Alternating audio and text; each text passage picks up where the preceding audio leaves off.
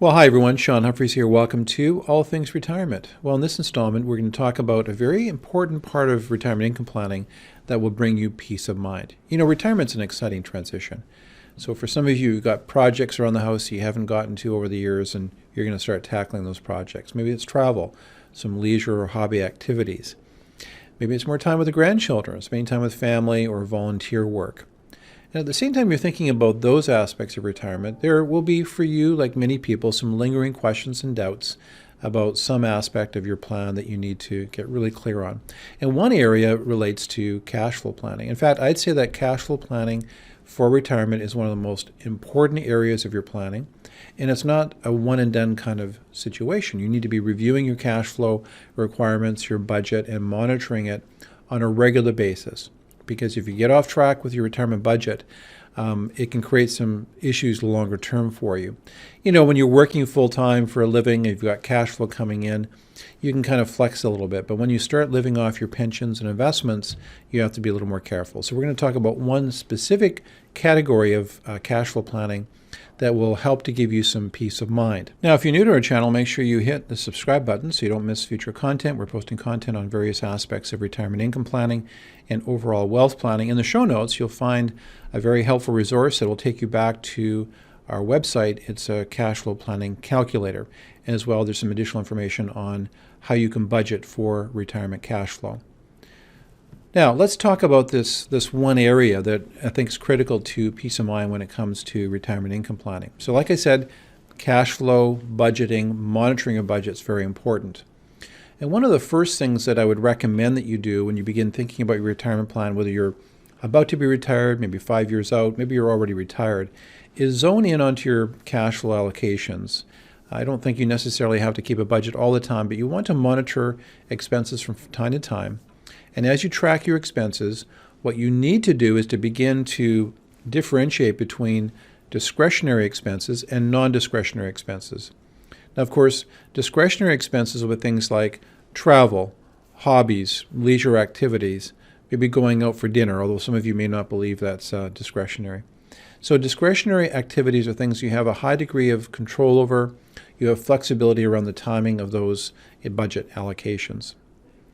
The other aspect of your budgeting will be your non-discretionary or your basic expenses. These are expenses that never go away. Every month you're going to have to look after them. So whether it's fuel for your vehicle, insurance, groceries, utility bills, phone bills, what are those things happening month to month that you know you have to budget for? Now here's the peace of mind recommendation. Once you've gone through your budget and you've differentiated between discretionary and non-discretionary, now what I want you to do is total up all of your non-discretionary or basic expenses. Okay, now you've arrived at that total. And if you don't have time to do that right now and stop the video, then after the video, take out a piece of paper, foolscap, or get an Excel spreadsheet and begin tracking those expenses, or at least over the next few months, begin that project.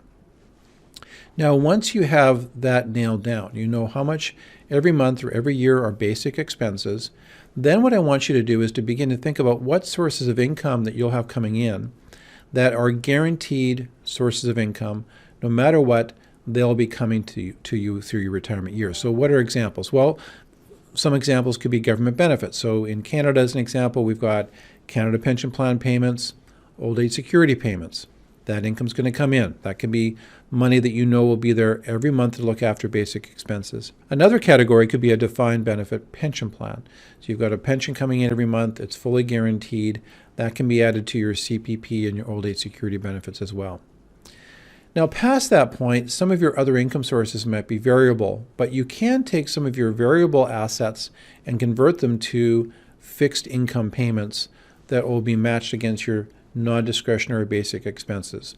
So as interest rates go a little bit higher, sometimes for some people, having some of your RSP capital or open capital allocated to an annuity contract can make sense as well.